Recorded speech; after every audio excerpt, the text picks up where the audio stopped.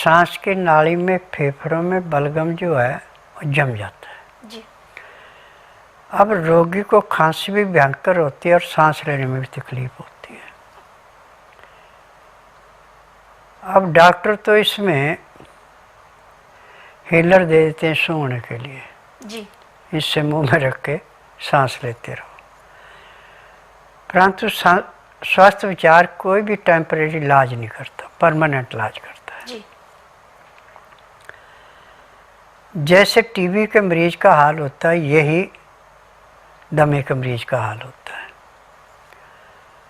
दवाइयाँ दोनों की एक दूसरे से मिलती जुलती हैं। अब इसमें जो दमे का मरीज है, इसके लिए बेल के पत्तों का रस, श्वेत बासे का रस और शहद, ये 3 चीज़ें मिला के सुबह शाम 4-4 चम्मच देते जाओ। ताज़ा रस बेल के पत्तों का निकाल लें, ताज़ा अड़ूसी के पत्तों का निकाल लें। श्वेत बासा कहो अड़ूसा कहो एक ही बात है। और उसमें 2 चम्मच शहद मिला के 4 चम्मच हो गया। अब ये 4 चम्मच लेने में आपने कम से कम 15 मिनट लगाने। थोड़ा सा चूसा, फिर थोड़ी देर रुक गए, फिर थोड़ा सा चूसा, थोड़ी देर रुक गए। आप इसको 8-8 घंटे के फासले 3 बार भी ले सकते हैं, नहीं तो 12-12 घंटे के फासले 2 बार ले लें। अब आपका जो सांस की नाली में, फेफड़ों में बलगम रुका था, वो ऐसे पिघलेगा जैसे गर्मियों में बर्फ पिघलती है। जब सांस की नाली, फेफड़े साफ हो गए तो आपको दमे का रोग कहाँ से रहेगा। परंतु इसमें चिकनाहट टोटली बंद करनी पड़ती है। पानी हमेशा हल्का गर्म पीना है, उसमें लहसुन प्याज अदरक का रस मिला के पीना है। कच्चा प्याज, कच्चा अदरक, कच्चा लहसुन आप जितना मर्जी खाएं, इससे कोई नुकसान नहीं है। और ऐसे भी इसका रस शहद में मिला के आप चाट रहे हैं तो भी आपको लाभ ही लाभ है जी। परंतु इसके खाने में 3 चीज़ों का ध्यान रखना कि खाना हमेशा ताज़ा गर्म गर्म खाना खाते समय 2 गिलास पानी पीना अति आवश्यक है, जिसमें लहसुन प्याज अदरक का रस डाला है। इसमें गेहूँ छोड़ के जितने नाज है सब नाज ले सकते हैं, परंतु पहले नाज ला के धो के सुखा लें। सूखने के बाद उसमें 50 ग्राम अजवाइन, 100 ग्राम तिल भून के मिला लें और इसको दरदरा पिसाना। ये ज़्यादा बारीक नहीं करना, जैसे हाथ में रेता सरकता है ऐसे सरकता आटा चाहिए। और आटे को छान के इसकी चोकर नहीं निकालनी। और जितनी आपको भूख है उतना आटा लिया और उसको सख्त गूंद के खुले पानी में रख दिया। इतने में आपने दाल सब्जी जो भी खानी है वो बना ली। इसमें उड़द की दाल, सफ़ेद चने, लोबिया, राजमा वगैरह नहीं चलते। मूंग की दाल है, मोठ की है, मलका की है, मसूर की है, हरड़ की है, काले चने, ये सब चलते हैं, परंतु छिलके वाले। सब्जियाँ मौसम के अनुसार जो भी आपको मिलती हैं सब ले सकते हैं, परंतु छिलके के अनुसार। और हरी पत्तेदार सब्जियाँ जो भी आपको मिलती सब खा सकते हैं।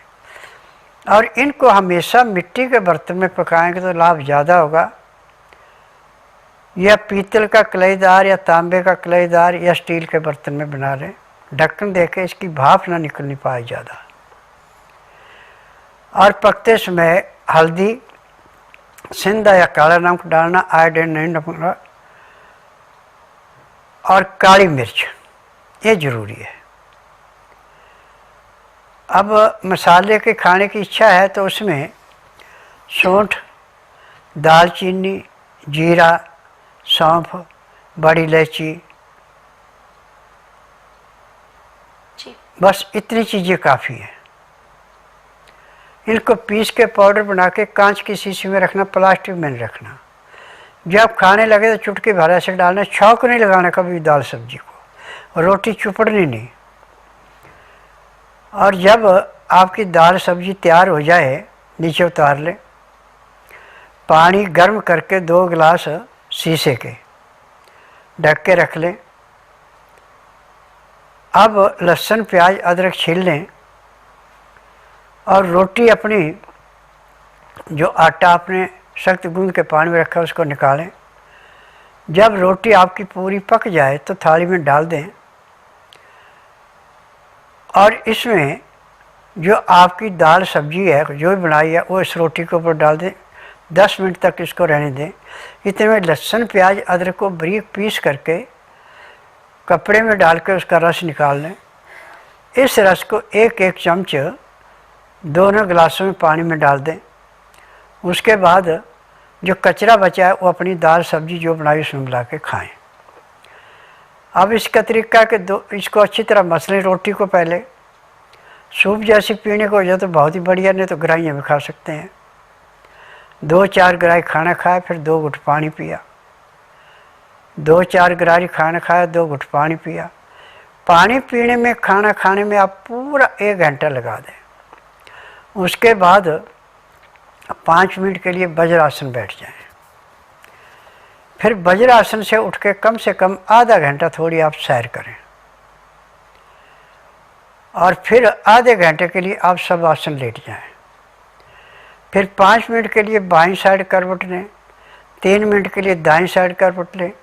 फिर सब आसन लेट करके बाईं साइड को करवट लेके उठें। आपके शरीर में इतनी फुर्ती आएगी जैसे आप 8 घंटे की निंद्रा पूरी करके उठे और जो आपका सांस फूलता था वो नहीं फूलेगा।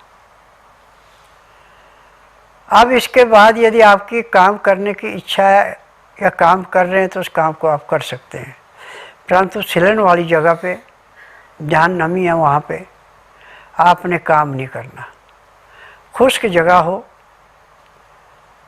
या जहाँ पे थोड़ी गर्मी हो वहाँ पे आप काम करेंगे तो आपको लाभ बहुत ज़्यादा होगा। अब खाना खाने के घंटे 1.5 घंटे बाद जो आपने बेल के पत्तर, श्वेत बादशाह के पत्तर और शहद मिला के जो पीते हैं आप 4 चम्मच वो पी लें। अब आपने जो भी काम करना उसको करें, नहीं करना तो अपना आराम करें। आराम करते समय आप लोन बलोन जरूर करें।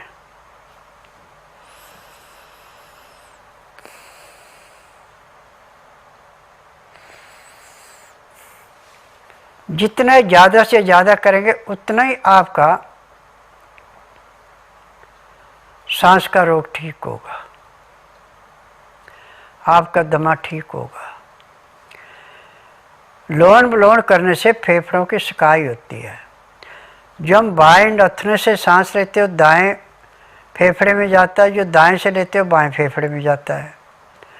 जब दिमाग से घूम के जाएगा तो जैसे लस्सी बलोते ऐसे सांस चलेगा तो दाएं बाएं फेफड़े को ऑक्सीजन पूरी मिलेगी, गर्मी मिलेगी, रेशा पिघलेगा, आपको सांस नहीं फूलेगा। 1 महीने में आपका दमा कितना भी पुराने से पुराना समाप्त हो जाएगा।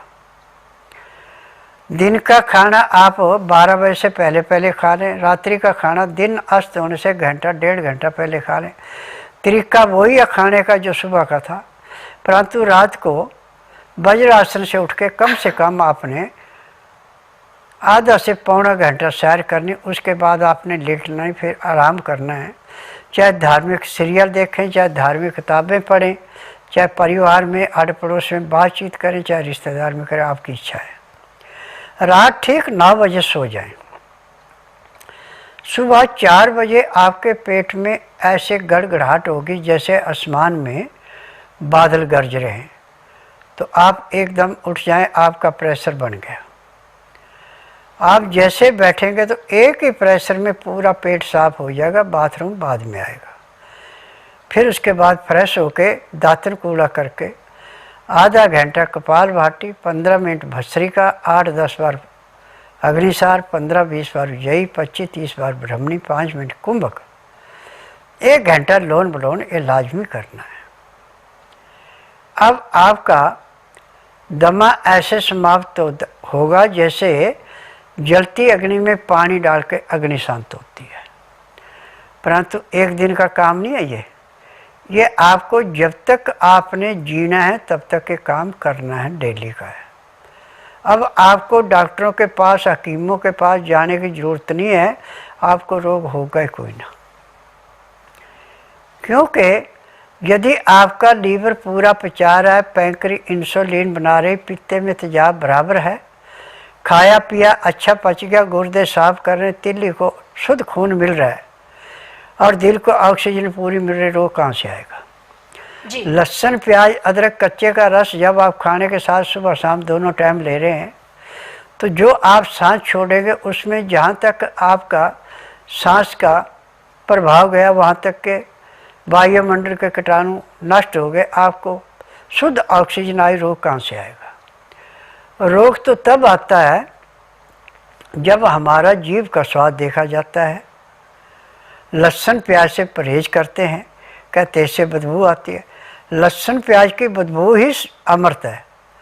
इसको रोकने के लिए आप थोड़ा सा गुड़ खा लें बिना मसाले का, या जीरा भून के थोड़े से दाने मुंह में डाल लें, जो आपके सांस में स्मेल थी स्मेल समाप्त हो जाएगी, परंतु कीटाणुओं को नष्ट करती रहे।